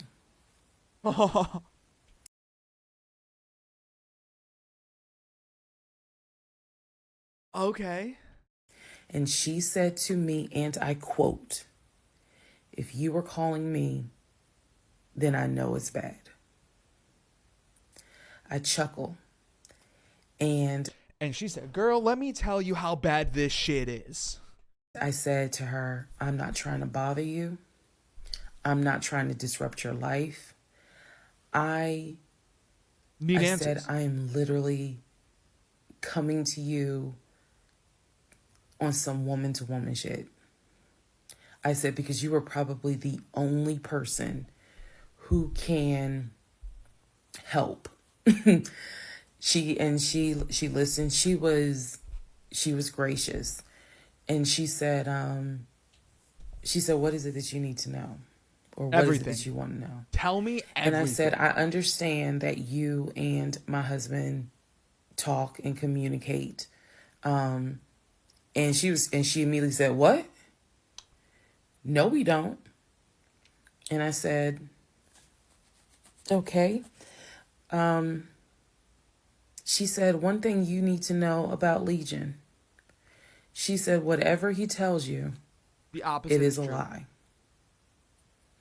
And she said, let's go back to part 1. I told you guys that when he introduced himself, or when we met, we actually had matched on 2 different sites. And he was under 2 different names. One was like the actual birth name. The other one was a nickname variation of that name. That's the name I know him by. So, for example, if his name was Matthew, he had a profile under Matthew, and then he had a profile under Matt. Classic A/B testing. That's what they call that. They call that A/B testing. I would have known him as Matt. So she said to me, she was like, I don't even know who Matt is. She was like, that's not even his name. What? And so I knew what his actual government name, and she was like, no one calls him Matt. She was like, that must be his new personality. Or she was cracking a joke, but she was like, anything he tells you, you need to know is a lie. So I just asked her, I said, what was your experience? I said, because I feel like this is like the part of like the quest when you run into like the old wise wizard and they give you like a prophecy. You know what I'm talking about? Like in like Greco-Roman myth, when they go to see like an oracle, I feel like that's what this is right now. Because I can tell you the story he told me. And she stopped me right there. She said, whatever he told you was a lie. She said, let me guess. He told you I cheated on him. Let me guess. He told you that I wanted money from him. And I said, yeah. And she said, yeah, that's a complete lie. So we had a conversation. It would have been crazy if the ex-wife hit her with that's the exact same story he told me. Where she told me how they met. They didn't meet online or anything. I said, well, were you guys ever in California? She said, no. She's like, she was like, that man ain't never been past the East Coast. So I said, okay. So you guys have always been in Georgia? And she said, yeah. She's like, we got married in Georgia and we got divorced in Georgia. And that's when she asked me, how did you even get my number? She said, because I want nothing to do with him. So how did you get my number? I said, I'm going to tell you the truth. It ain't going to make me look good. I told her, I said, this is what happened. And this is what led to me doing research. And this is how I got your number. And she laughed. She was like, wow. She was like, normally I would be freaked out. She said, but under the circumstances, she was like, wow, okay. She said, yeah, if you're calling me, then it must have gotten pretty bad. She said, so what did he promise you? The world? And we talked for about... Risa said, what didn't he promise me? Whips a fucking scroll, rolls down the street. 35 minutes. She asked me in that phone call, she said, look, I want nothing to do with him. I have not spoken to him since our divorce was finalized. She said, so I would just appreciate if you keep me out of whatever's going on with y'all. And I told her, I said, 100%. I give you my word. I will never tell him I spoke to you. I said, I give you my word. I said, this conversation is for me. It is not for me to use in any sort of legal litigation, nothing. This is for me. And I said, I don't plan to call you again. I don't plan to be a disruption in your life. I just needed to know, how bad is it? And she paused and she said, it's bad. Oh, shit. She said, I don't know what all y'all got going on. She said, but if it's anything like what it was for me, it's bad. So we talked a little bit more. She was very encouraging. She was like, girl, do not blame yourself. She said, I went through that and I had blamed myself. She was like, this is not on us. This is on him. She was like, he is a master liar, a master manipulator. She said, I ignored the red flags. So she was like, do not feel as though this is on you. We talked about there's an ex-girlfriend that shares the same name as his aunt. Oh, I remember She that. and I talked about her. She said the reason why they broke up, because the ex-girlfriend, I didn't know this, the ex-girlfriend had reached out to her about 6 months before he met me. Oh. And so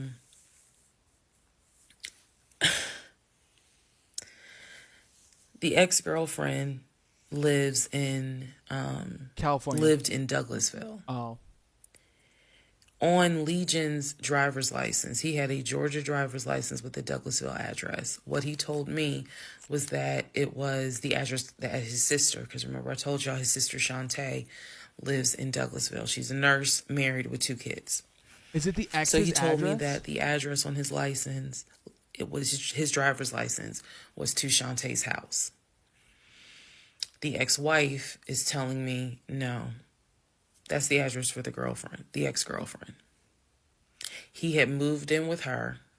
What? And he created this whole narrative with her. She found out that he was lying, and she kicked him out.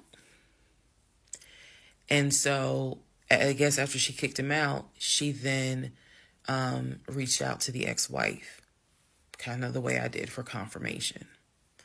And so the ex-wife was just telling me, whatever that man has told you, it is a lie. Oh, my God. She said, I got out before it got too bad. She said, because once I knew he was lying, I was out. She was like, because he's never going to change. And so, again, conversation went on. And so finally, we were getting ready to get off the phone. And before we got off the phone, I said to her, I said, if everything is a lie, I said, I have one question for you.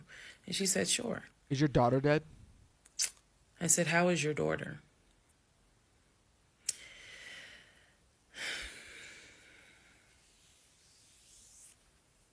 She doesn't have a daughter. I said, how is your daughter? She doesn't have a daughter. Next part coming up. She doesn't have a daughter. Part 29, who the fuck did I marry? So I asked her, how was your daughter? She said, my daughter's fine. Oh. And I said, okay. She said, what did he say about my daughter? And I will be honest with y'all, I didn't have the heart to tell her. So what I said instead was, oh, no, it was, with everything with COVID, I think he mentioned that she might have had COVID or was exposed to it. I downplayed it bad. I wasn't going to tell that woman that he said her daughter passed away. So I said, obviously I'm glad to hear that kids are fine. She said, look, whether you stay with him or not is your choice. She said, he ain't gonna change. He ain't gonna change at all. She said, this is what he does. She said, you're not the first. You're not going to be the last. She said, he did it to me. She was very, very encouraging because she was just like, you do not blame yourself. She said, we both ignored red flags, but it is not your fault. She said, this is on him. And so we, once again, I thanked her for her time, got off the phone. I took the long way home that night. At least, okay. Legion deserves no, he deserves no credit. But at least she actually had a daughter. That's one tally mark in the truth column. There aren't many. I could not be around him.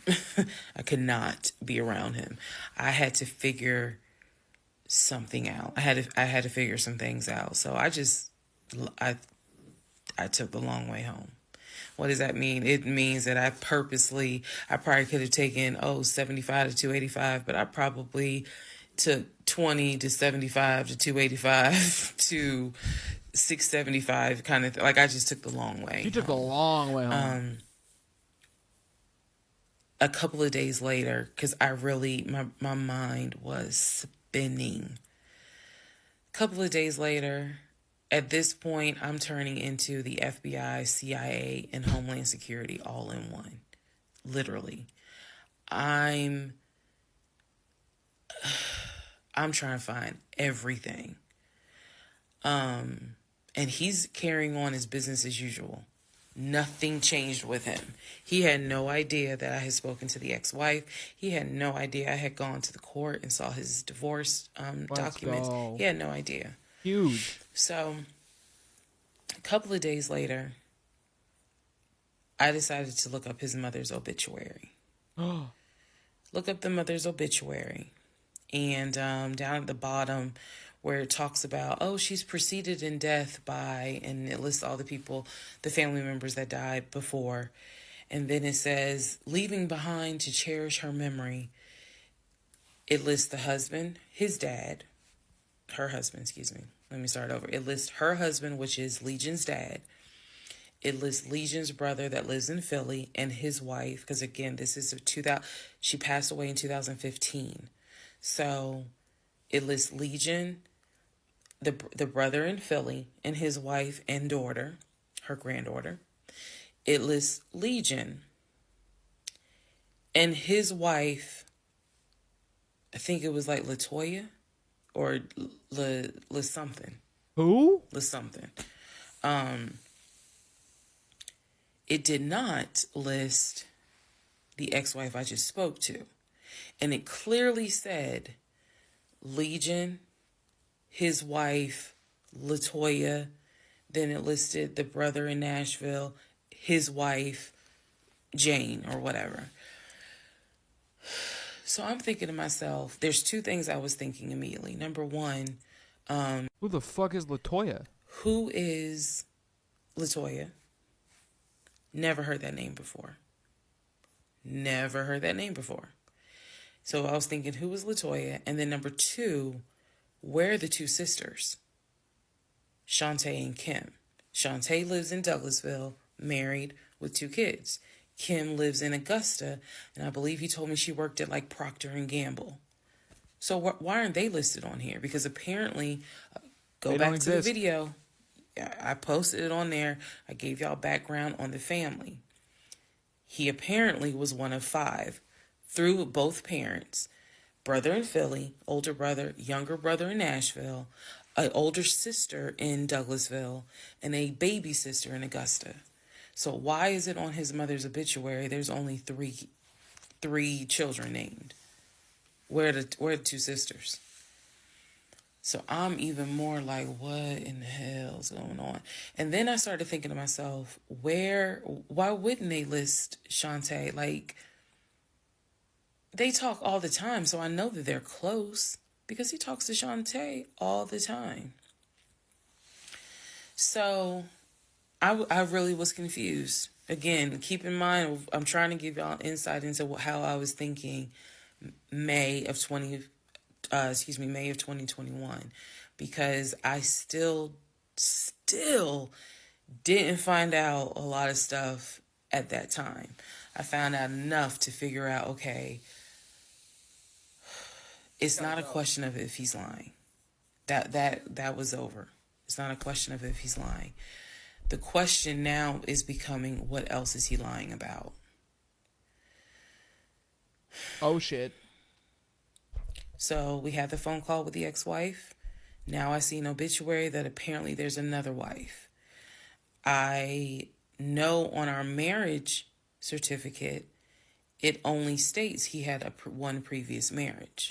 I forgot about that. I had 0, he had 1. I forgot about that. So this is how I'm thinking in my head, which is, okay, what am I missing here? I know we've established that he's lying, but who the fuck is LaToya? Like, I'm really trying to understand who is LaToya. And again, he's hobbling around the house, limping, and I'm in in the bedroom, I could not get on Google fast enough to try to figure some stuff out. So,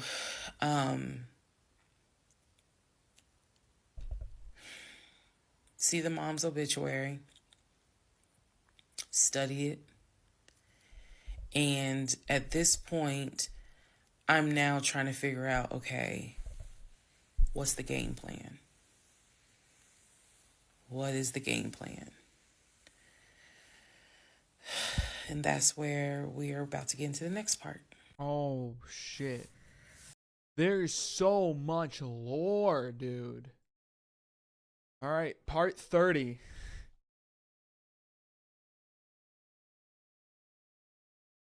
I feel like we all need a deep breath.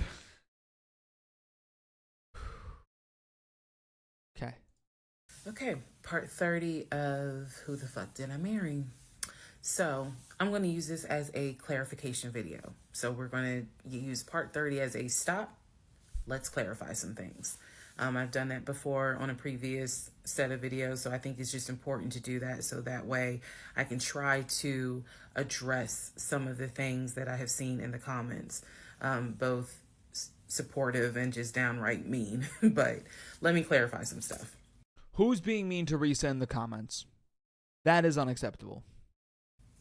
Number 1, it is important to remember that I am telling this entire story of how I met, dated, married, and divorced my pathologically lying ex-husband. I am going in chronological order of events. So what that means is that, ma'am, sir, whoever you are, if you were coming in at part 30, but you have not seen part 11, some stuff is not going to make sense. I know. It is a long playlist. And don't worry about watching the video as soon as it comes out, because everything, I'm trying to do this responsibly, of telling the story in the order of which things happen.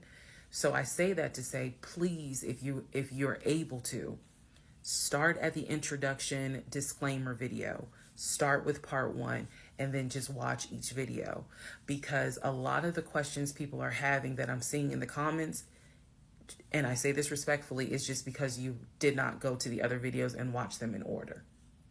That's just the first thing I want to say. It is important that I get this story out, but that it's done, like I said, responsibly. To me, responsibly is being honest, even if it makes me look bad, but then also trying to be clear and not ramble all over the place. So I'm trying to take the time to tell you this is what happened at this time. This is what happened at that time. That's why there's so many parts. And we're not even to the part of the divorce yet. We're almost there, but we're not there yet. Second thing I want to clarify. I cannot stress this enough. My family and my friends did not know what was going on between Legion and I. They did not know. My family only knew we've met this guy. He's dating our daughter, our niece, our cousin, our granddaughter. He seems to be a really nice guy. He seems to really love her. From what he has told us, he's done well for himself. He played football. And he has worked at this company 6-7 years, and financially he is in a good place. From what we understand, he just moved here from California. That is what they knew. Right. Naturally. They did not know about the red flags I had. They did not know what was going on in my head. They did not know what was going on in my heart, because I did not want to look stupid. I'm fully aware that when I tell this story, I look stupid. I'm aware, and I've made my peace with that. But at the time, I did not want to look stupid. So it was important to me to put on everything's great. We're really happy. We're looking for a house, and everything's going well. Knowing full well that behind the scenes, it is I couldn't figure out why he wasn't showing proof of funds. They did not know. So I say that to say, I see the comments about how my aunt gave me horrible advice when I called her about the sexting on Facebook. And I want to clarify something. She did not tell me to stay with him. She did not tell me to leave him. That's not her place, and that's not what she would do. She simply was in shock that any of this had happened and did not know what to give me advice on. The one thing that she did say was, look, he's not your boyfriend. Meaning, it ain't as simple as, oh, we just gonna break up. Pack your shit and go. Because you married him. My aunt is the most ride or die chick I've ever met. You fuck with me, you fuck with her. And she is straight Jersey. So I love her for it. But Opposed to all I that needed stupid to, it's gay not Jersey. fair for me to leave it out there as if, oh, she just was like, girl, I mean, go home and deal with it. No. Never in a million years. So I want to clarify that. Also want to clarify about my mom. So my mom lives in Arkansas. And when she came to visit in April, we were already married. This is her first time physically meeting Legion. My mom will tell you she had no idea anything was amiss. But there was something that nagged her a little bit. She didn't know what it was. And my mom is the type where she's going to get on her knees in prayer. That's who she is. So for her, it was like, I don't know what it is. He seems like a nice guy. He seems to love my daughter. Always trust the vibes. Because again, there was no arguing in the house. The house was peaceful while she was here, even though behind the scenes we had just came off of the whole sexting incident with other women. So for her, it was like, I don't know what it is. She did tell me later on that it seemed as if I wasn't as happy as she thought I would have been. But again, she took it to the Lord in prayer. And her prayer was, God, protect my child. I don't know what's... And God gave her Amber. God gave her divorce papers. God gave her the information that she needed. That is how the Lord protected her on that day.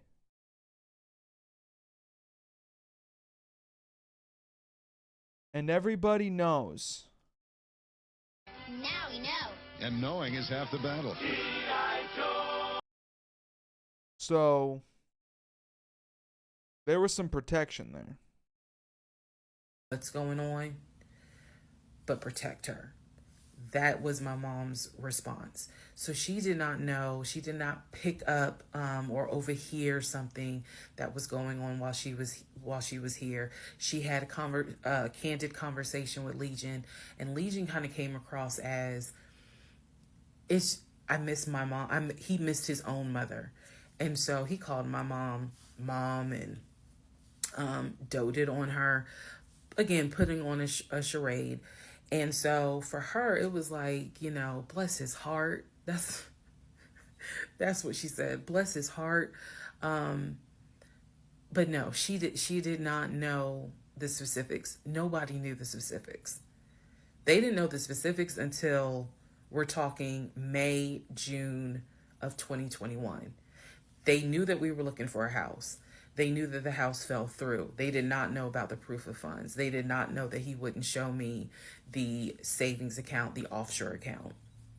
So I just want to say that, because to me, it would be irresponsible to not clarify what family and friends knew. Because these people have always been supportive of me, always had my back. I just simply did not share with them the things that I felt like were red flags, because again, my mindset at the time was, I want to be married, and what if he isn't lying? And I was making excuses for him to myself, so I definitely would have made excuses to family. Another thing I need to clarify, and I saw the comments on this about how a VP would never date someone that looked like me, and to the person that wrote it, that wasn't very nice. I need you all to understand, the relationship started. It seems like hating just for the sake of hating. Just shut the fuck up and get off TikTok. In March of 2020, he came into my life as regional manager. Okay? That is how he came into my life. Then eventually he got promoted to VP of production or operations, some VP of something. That was later on in the relationship. He showed me the paperwork where it was basically a memo from HR. Your new position title will be VP of production. We'll just say production. Your salary, I don't remember the exact amount because it was a very specific amount, but it was over $200,000. It listed some of the benefits that he would have. He would have an office. He would be getting an executive assistant. That's where we get David from. If you don't know who David is, please go back and watch the series in order. He would be getting an executive assistant. He would be getting use of the company helicopter. What? Huh? $200,000 a year, but you can use the company helicopter to get across Metro Atlanta? That doesn't add up. He would be getting a company car. That is where we're introduced to the fact that he was starting to shop for a company car that could not be more than $90,000. That's what he told me. I didn't see this in the memo, the amount of the car, but that's what he told me. So that's where you get the car shopping for the Range Rover, the Jaguar, the BMW. He even test drove a Mercedes GLE, I believe. So I'm just trying to, again, bring some clarity to this so that way we all can understand what's going on. And hopefully this just makes a lot more sense for everyone. All right. Part 31. Part 31, who the fuck did I marry?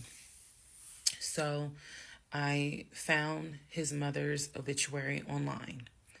It then told me, it listed his brother in Philly and his wife. It listed Legion, and then it said his wife. I took the name from the obituary and I did a Metro Atlanta court search with that name. I found a divorce record. I found a divorce record with Legion and the same woman's name that was in the obituary. In that divorce record, it looks like he's the one that filed for divorce. This would have been around 2016. This was after the mother's death. He filed for divorce. She was the respondent. I think that's the correct terminology. Both had a temporary protection order against each other. He had one against her, she had one against him. The divorce ended up getting granted, finalized. Then it looks like he went on his way. In the course of the search for her name, I discovered that at one point in time, the two of them had lived in Rhode Island. So that's the connection with Rhode Island, because for the longest time I could not figure out. So they moved out of Georgia to Rhode Island, back to Georgia. Who lived in Rhode Island? That's where that came from. The two of them, he and this woman, lived in Rhode Island several years prior, or a few years prior. I could not find the obituary for his dad. I searched and I searched. I could not find the obituary for his father. For whatever reason, I knew his grandmother's name. I just randomly decided to do a Google search of the grandmother's name. Oh, shit. Initially, nothing came up because I was looking for the grandmother's name in Philly. Nothing came up. I looked for the grandmother's name down here in Georgia. Found a record, but it was not, it wasn't quite clear. What was clear was that she had died several years prior. So what I found was a different website where it was like a legacy.com type thing. So I believe legacy.com holds old obituaries. Did a search for her name, found a match. That is when I discovered that she actually had passed away in July of 2008. Read the...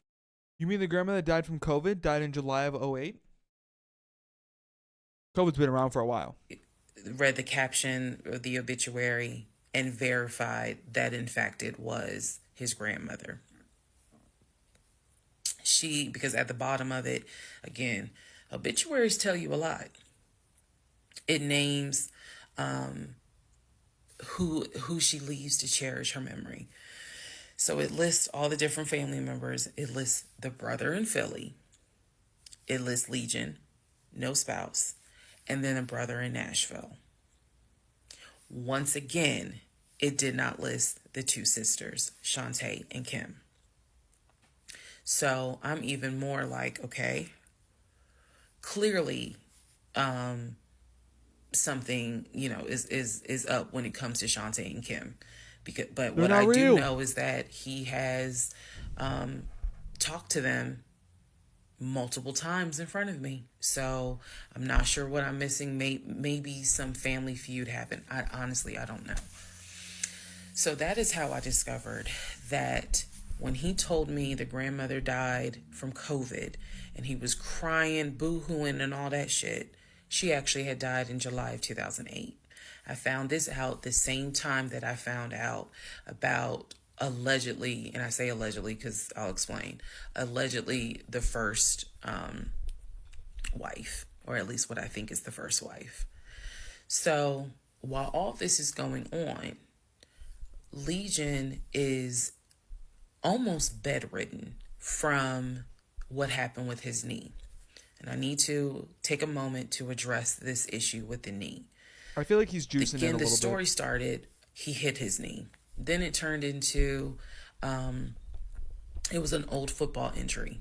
And this has happened before. He's going to the doctor. The doctor's telling him to ice it and to elevate it. He eventually moves into the guest bedroom to be more comfortable. I'm going to make this statement. This is probably the only time I will make this statement. He was not lying about the injury that he had. I don't know where the injury came from, but what I do know was he was not lying in the fact that he was in pain. You could clearly see that he was in pain, and the pain was becoming debilitating. Please understand what I'm saying. The pain was debilitating enough to where he was taking my pain meds from when I had the miscarriage. And then also, it was hard for him to walk. He was not eating. So this is what made me believe this, whatever was going on with the knee, there was more to it, because he was not eating. When I met this man, he was a size 3X. At this point in time in May, he's down to a 2X. He is not exercising. He is not doing anything mobile. He's simply not eating. So there definitely was something going on, something concerning. Honestly, I thought it might have been cancer. But he kept saying, no, it's not that. It's from a football injury. It's from a football. That was the same thought I had, was that it might be cancer. Injury. I said to him, the next time you have a doctor's appointment, I want to go. It was that bad. And he kept making excuses like, okay, fine, I'll make the appointment. I'll let you know what it is. Cool, I will take off work. I want to be at that doctor's appointment, because whatever is going on with you is serious, to the point where you are losing weight rapidly within a 2-week span. So now we can go ahead and enter into June. When we enter into June, I have verified, read the divorce documents for not one wife, but 2 wives. I have called San Diego State, verified they have no record of him. He claims he was a private citizen. I don't believe that. They're saying there's no record of him. I have pulled his background. It is showing that you've lived in Pennsylvania, Rhode Island, and Georgia. When I look at the addresses, it is tied to at least 2 women, both of whom I'm showing divorce records on file that you had. I've also verified that your grandmother actually died in 2008 and not in 2020 from COVID. I know all of this as I'm going into June. His birthday is June 17th. So all I've been doing is just trying to figure out what is it I'm going to do. I spoke to the pastor and his wife. I believe it was actually the pastor I spoke to, because I knew the pastor previously, before he did our marriage counseling. And I told him what I found. Mind blown. Mind blown. Had no idea. He knew something was up. He knew that Legion was not really trying to make this marriage work. He had no idea all this was going on. So he asked me, are you wanting to stay, or do you want to end the marriage? I said, oh, absolutely, I'm ending it. Oh, hell yeah, I'm ending it. I have to. I have to end it. I have no idea who that man is in my guest bedroom. What if for his birthday, she wrote up like a 20-page dissertation of all of the lies she's caught him in and said, happy birthday, get out of my house? Not to mention, on top of all of this, he had lied about the death of the ex-wife's daughter. Part 32. All right, chat. And unfortunately,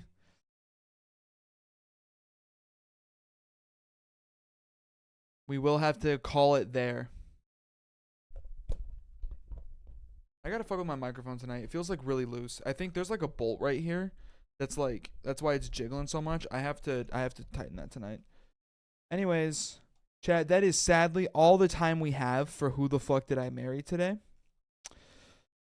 We are picking up tomorrow on part 32 out of 52. We're in the home stretch. You can tell it's getting juicy. It's getting deep.